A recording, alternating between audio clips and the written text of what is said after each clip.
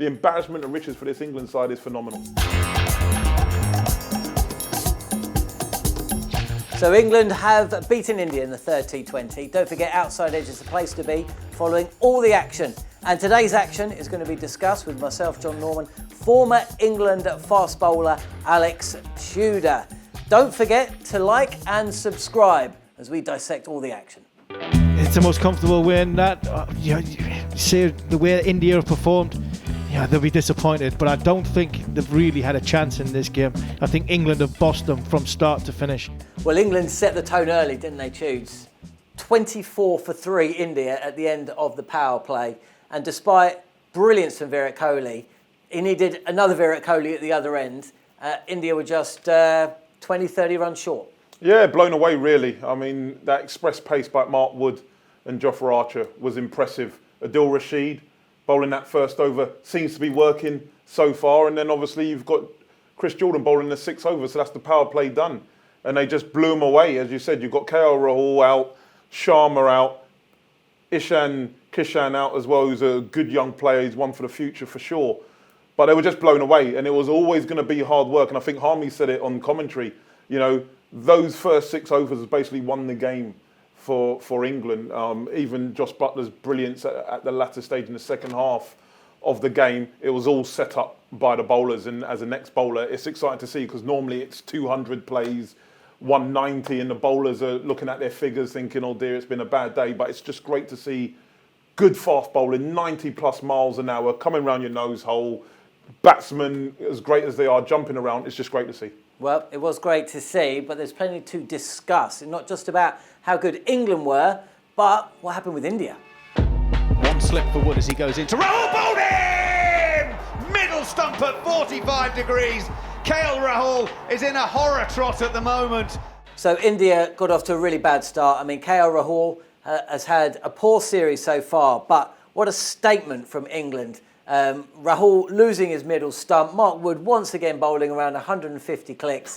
I mean, that's the kind of start that you want to see if you love cricket, irrespective of who you support. It was exciting stuff. Yeah, definitely. It was great to see, Johnny. And, you know, what it was is that you've got a batsman under pressure.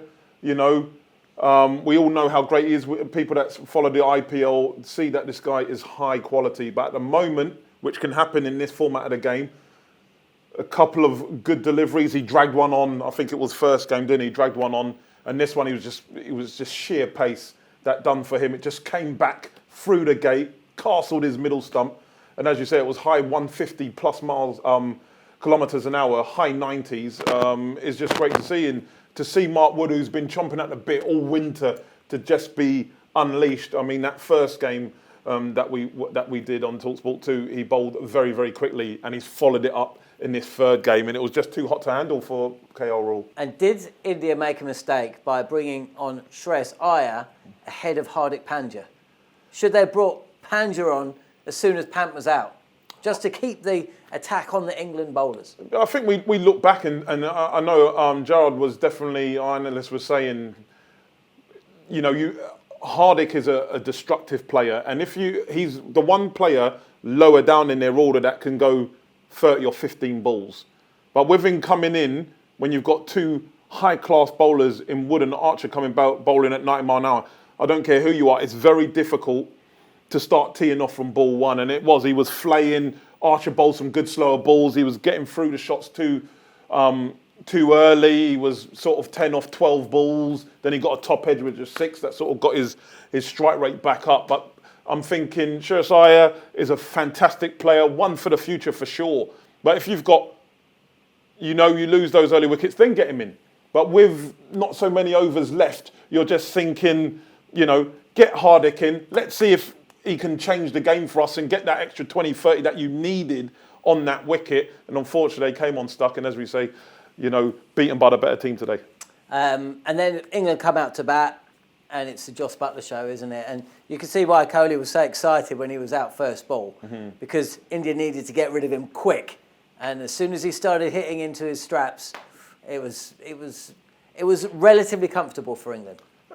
I look at this England team. I mean, I'm thinking about generations when I played with in the 90s, early 2000s. I mean, this one-day side is ridiculous. The amount of X-factor players we've got. Joss is just that little bit special, and teams around the world know they need to get him early, because if he's in for 10, 12 and a little bit longer, the game's done. If they're chasing, game's done.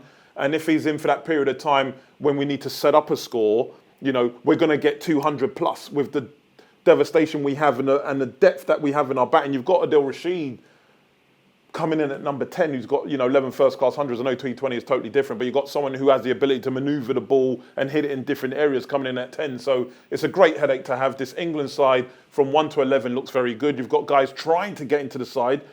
That only bodes well for the England team and for Owen Morgan, that you've got that competition for places. We're not even talking about people on the periphery that we spoke about early on in the game one when we was talking about Alex Hales that can't even get into this side. The embarrassment and riches for this England side is phenomenal.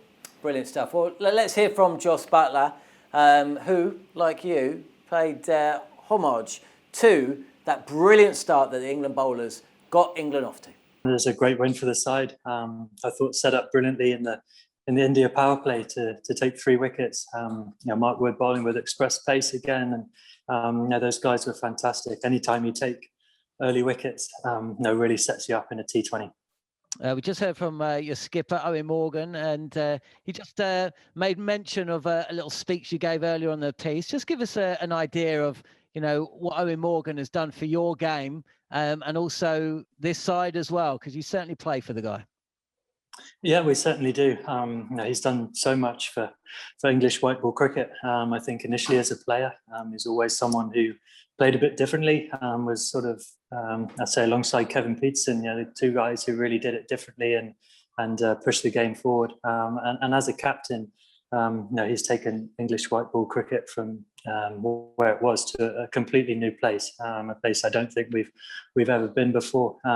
We all love playing under him. He's a fantastic leader. He gives everyone so much confidence, and he gives the backing to everyone. He's got so much trust in his players. So he's a great guy, and we're delighted for him to reach the milestone of 100 caps. Well, we can't let you go before we replay that comical genius moment from the game. Game was set up beautifully. Virat Kohli at one end, Rishabh Pant, the exciting Buccaneer at the other. It could only go one way, positively for India. Sam Curran then to bowl to Rishabh Pant, left-hander to left-hander over the wickets, and Rishabh Pant is guiding this one to points. They'll take 1 and come back for a second.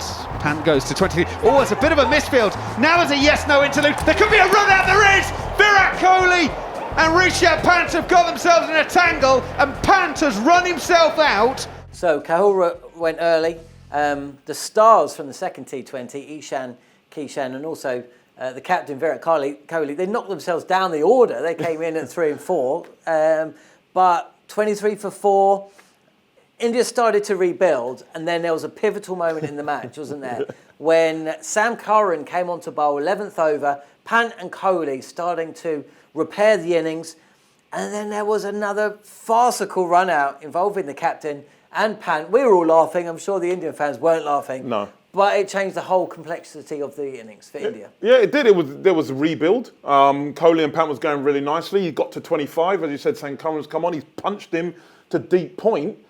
Easy too, but the throw came back in. Jos Buttler's tried a cheeky little back heel with no one looking. It's gone past him about maybe 5 yards, if that. Kohli, being as intense as he is, thinking that's an opportunity to try and run. But at this time, Pants got through to the for the second run. He's gone, 5-10 yards past the stumps with his head down because he's breathing a little bit. And then he's got his captain, best batsman, running at him. He could have, in another instance, gone, look, Skip, no. But he's run. The run itself was comical. I mean, I've not seen an international cricketer run so slowly. I had to re-look how old he was. He's 23. He was running slower than my gran, and she's like 90 plus. It was quite farcical, and you can see the disappointment in his face. You can see that Kohli, that look in his face, obviously he's a little bit disappointed, maybe thinking, why did you run so far? You're always looking, it's 2020, you need to be busy.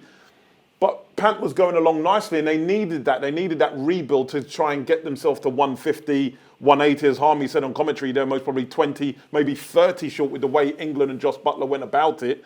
But it was a comical moment, and one that the Indian fans would not have been laughing about. There's always something funny happening on a cricket field. Usually it's a test match when the game starts to drift, something ridiculous happens. But today it was thanks to Rishabh Pant. Looking ahead to that fourth T20, we've got to talk about the toss. You know, can a side win, or rather, can a side lose the toss and win the match? Well, that's what we want to see. Well, that's what we want to see. And I think looking forward, if England or any team harbour ambitions of winning this T20 World Cup, you can't just be a one-trick pony. You can't just say, right, we're just going to chase. There's going to be times where you're going to have to bat first and you're going to have to set up a score. So it'll be interesting to see with two more, if that's what they're thinking. I know obviously it's, you know, the series is there, you win the series if England can win it 4-1 or whatever. But I think it'll be great for Owen Morgan if he can see his England players and the batsmen in particular set up a total, and then you just let those bowlers, you just unleash them. Brilliant stuff. Well, look, we'll find out if that happens. Every ball live and exclusive on talkSPORT 2, and following the action, just join us right here on Outside Edge.